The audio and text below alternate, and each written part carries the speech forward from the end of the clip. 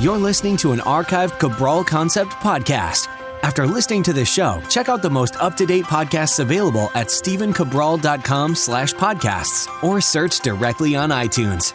And now, welcome to the Cabral Concept, where board-certified naturopath and integrative health practitioner Dr. Stephen Cabral shares how he was diagnosed at the age of 17 with a life-altering illness and given no hope for recovery. It was only after studying and traveling all over the world did he discover how to combine ancient Ayurvedic healing practices with state-of-the-art naturopathic and functional medicine to fully rebalance the body and re-energize it with life. It's time to discover how to get well, lose weight, and finally feel alive again. And now, here's your host, Dr. Stephen Cabral.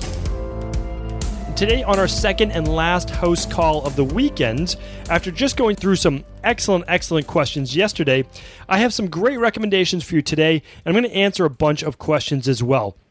So, without further ado, let's get right into our questions. And the first one is from Anne. Anne is asking, what are your recommendations on how to whiten teeth naturally? So I added the word naturally because I'm assuming that we are talking about an all-natural method and one that's not going to strip the enamel from your teeth. Because you have to keep in mind that a lot of the methods right now that are used to whiten teeth do affect the teeth. They actually make them a lot softer, which is not a good thing because our teeth are porous. They absorb these chemicals into your system as well. And keep in mind, a lot of these things that we add to our teeth actually get onto our gums and they can irritate our gums as well. And it could possibly cause more recession of the gums. So, of course, I'm going to give you a tried and true method that doesn't use any harmful chemicals or anything like that. So let's get right into what those recommendations are. Okay, so my big recommendation, because this has just worked so well and it's so easy to do and it goes beyond whitening your teeth, it's actually just great for your mouth flora, meaning the bacteria in your mouth, killing any bad bacteria, can work as a natural mouthwash, and it also pulls a lot of the things that could cause tartar plaque, gingivitis, right away from where the teeth meet the gums. So I actually studied quite a bit of natural dentistry when I was studying from a naturopathic doctoral degree, not to actually become a dentist. I'm not saying that at all. I wouldn't say that. But what I'm saying is I learned a lot about the health of the mouth and how important it is to our overall health and longevity, especially cardiovascular disease, because they've correlated plaque in the mouth, tartar in the mouth, with that getting into the bloodstream and that actually affecting our heart. So really important. So that first recommendation is coconut oil pulling. So if you've listened to my previous podcast, I recommended sesame oil before because sesame oil is a fantastic way it's the original way in Ayurveda, not coconut oil, but sesame oil. It's a natural antimicrobial. It contains copper, a lot of great properties in sesame oil. However, what I've seen from anecdotal evidence, which in my opinion is just as good as any other evidence, I see it work in my practice every day, is using coconut oil when someone wants to whiten their teeth. It seems to work better than the sesame oil. So all you're going to do is get yourself a first pressed organic coconut oil, and it will be a little bit solid at room temperature unless you're in an area that's above 85 degrees or so in your home. And what you can do is you just put that in your mouth. It will soften right up. Just about a teaspoon worth is fine. You'll swish that around your mouth for about 10 minutes while you're getting ready in the morning. And then just spit it right in the trash, never down the sink because it will start to clog your drains. What will happen after about 3 weeks to 4 weeks, you should actually see your teeth noticeably whiter. Some people have even seen like 3 or 4 shades whiter. That's a lot of brightening just from coconut oil. Now, if that's not enough for you, I'm going to give you a surefire method that will work. And that is mixing hydrogen peroxide with baking soda. So you just make your own natural toothpaste. But this is a whitening toothpaste. My only caveat to this is that you do not get too aggressive with brushing your teeth with this because baking soda can have a little grit to it, and I don't want you to actually, again, damage the teeth at all. But this is very safe. You can do it naturally. Baking soda has always been used as a very safe way to brush your teeth, and the hydrogen peroxide is actually, to be honest, that's where you're going to get a lot of the benefits from brightening the teeth. Hydrogen peroxide works extremely well, but if you just to swish it around your mouth, it would really irritate your gums a lot. So When we make this mixture, we just apply it to the teeth, and then you just swish some water in your mouth and just spit it right out. And so those two things will work phenomenally well. There are other things that you can use. There is all sorts of wild techniques, but these two I know work, and I just want to give you what I know will work for you. So test those out. Let us know how you like them, and I'm guaranteeing if you do a before and after photo for your own mouth, you're going to see a big difference. Okay, one more caveat, because again, I could talk about these things all day, is if you are drinking coffee, if you are drinking any colored beverage, including wine, you should brush your teeth after that. If not, the coffee, the red wine, those types of things will stain your teeth. Not immediate, it's just over time. Like no one coffee is going to stain your teeth. But over time, they can actually stain your teeth. And so that absolutely does happen. And again, just doing the methods that I talked about work great, and you don't have to do them forever. Maybe you do them to get the color that you want, 3 or 4 weeks, and then you don't do it, and you just do it maybe 1 week a month or a couple days a month, and that will work well as well. And of course, tune into previous episodes for the different toothpaste recommendations I give you on a daily basis. All right, let's get into our next question. So our next question is from Amy, and Amy is asking, what causes RLS, which is restless leg syndrome, and how do you prevent it? It gets this time about every 2 months, and I can't seem to figure out why, meaning that Amy gets this flare-up every couple months. Is it diet-related, exercise-related, or something else? Thank you. All right, so let's answer Amy's question. Amy, this is not a difficult one to answer. I know online it can be confusing, and you kind of look at all these different reasons of why you might be getting it, and there are reasons why. And so, why don't I take you through the reasons why you may be getting restless leg syndrome, because that could help you then figure out what not to do or how to overcome it. So, if you just do a simple search, you'll find that chronic diseases, iron deficiency, meaning like a type of anemia, Parkinson's, kidney failure, diabetes, some type of neuropathy, so like a real nervous system-based disease can cause that. Antidepressants, anti-nausea, antipsychotic drugs, cold or allergy medications, antihistamines. So if you're on a medication, that could be causing your restless leg syndrome as well.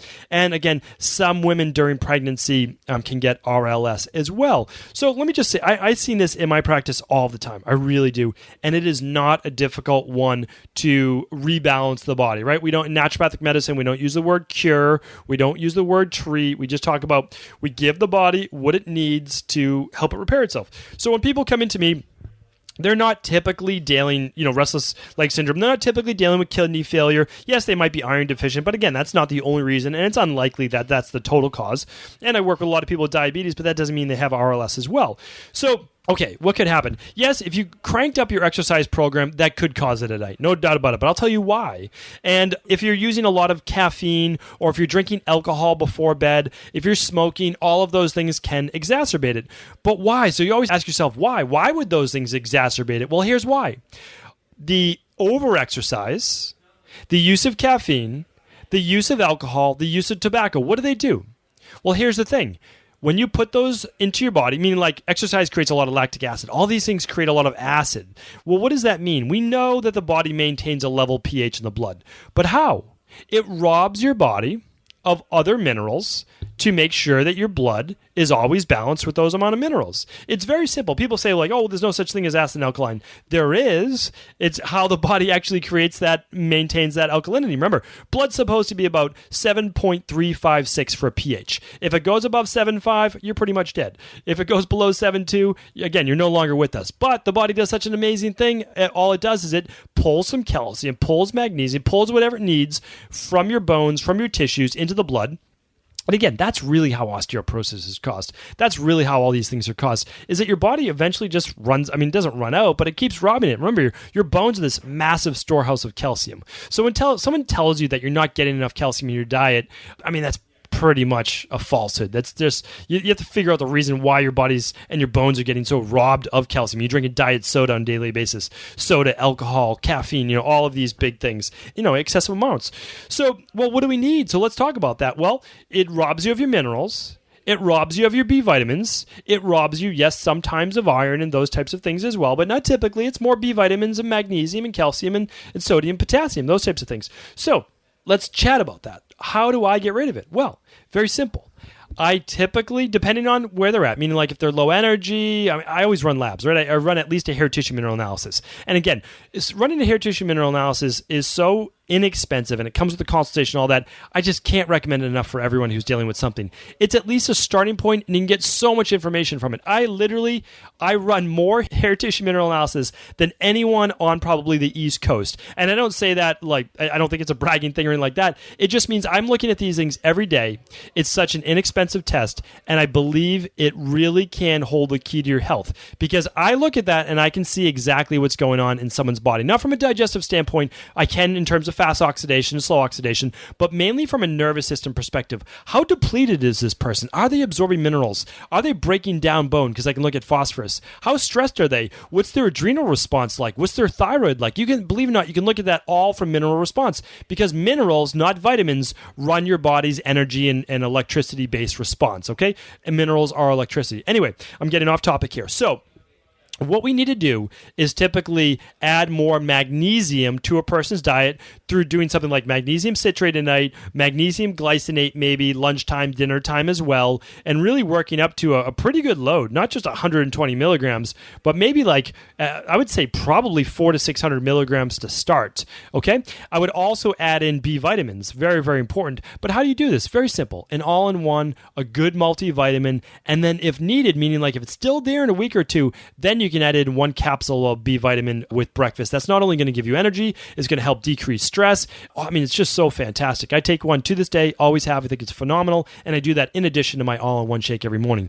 Eventually, we'll be able to put up online the one that I recommend. The problem is we run a practice in Boston. We have 2 practices, and we're not always able to get everything up online, right? Because we want to help people as much as we can, but we also don't want to make it, too confusing or anything like that. So in the future, I will get that up there, but at least start with a little extra magnesium, and at least start with a good multivitamin or all-in-one. You can see my recommendations at stephencabral.com/store, or you can go to a functional medicine practitioner in your area as well for recommendations there. So it works incredibly well. I can't leave this episode without giving you something I found to be just really strange. Now, I'm telling you, a lot of people, hundreds of people this worked for on the very first night, and I don't think anybody knows why. People have found that literally putting a bar of soap next to their feet in bed has stopped restless leg syndrome that night, that next day. A bar of Dove soap, Dial soap, whatever it might be. And I don't even recommend using these as soap, for yourself. But people have found relief from it. If someone knows why, I would love to hear the reason why.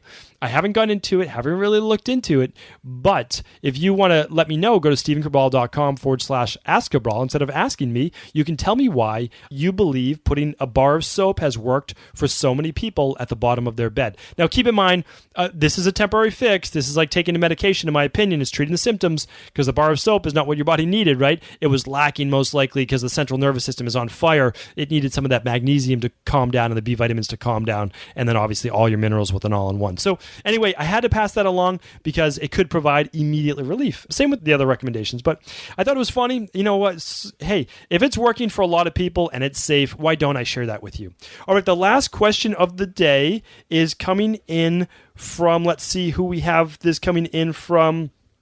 Jodi. Jodi is asking, I'm thinking about getting into the health field. Do you think I should go back to school to become a registered dietitian or get a nutrition certification instead? Okay, so it looks like Jodi actually wants to get more into maybe health coaching or nutrition coaching and not the personal training aspect of it, because we obviously work with a lot of personal trainers. I mentor a lot of personal trainers, doctors, nutritionists as well. So happy to answer Jodi's question. And you know what?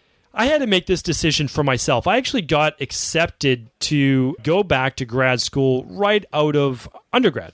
And I took some time off, and I'm very glad that I did, because I was really thinking about becoming a registered dietitian. I was going to go to Tufts University right down the street from where I lived. Great school, to this day, obviously a fantastic school.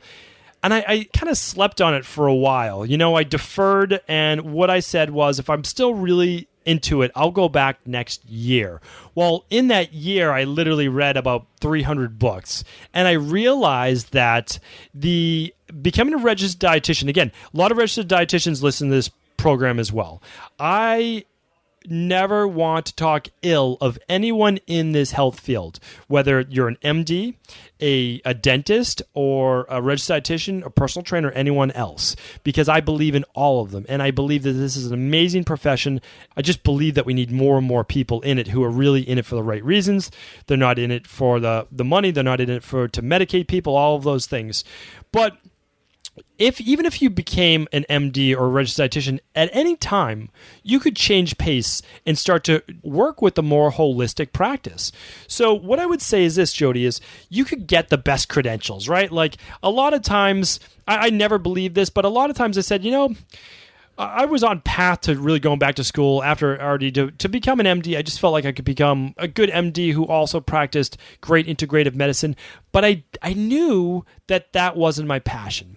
I knew that I would sit through classes where I simply didn't believe. I didn't believe in the cholesterol medication. I didn't believe in the pharmaceuticals for anxiety and depression and high blood pressure and all of these things, because I know I've had too much experience. I've seen too many great things happen from a natural perspective. So I felt like I wouldn't be being true to myself. And that's my answer to you. Be true to yourself.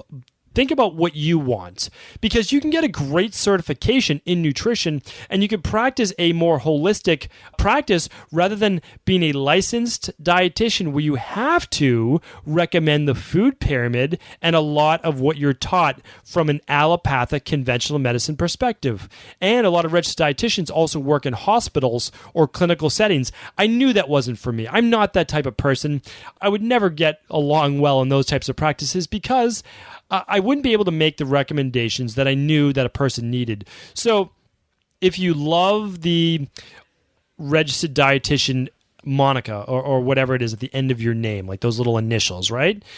If that's your thing, I understand that. And maybe you just don't become licensed after you become a registered dietitian, and then you just practice more holistically or naturally, if that's what you're looking for. Or maybe you actually do just completely believe in the food pyramid and an allopathic-based perspective. And then who am I to talk you out of that? That's not my path, but that might be yours. So I'm okay with that as well.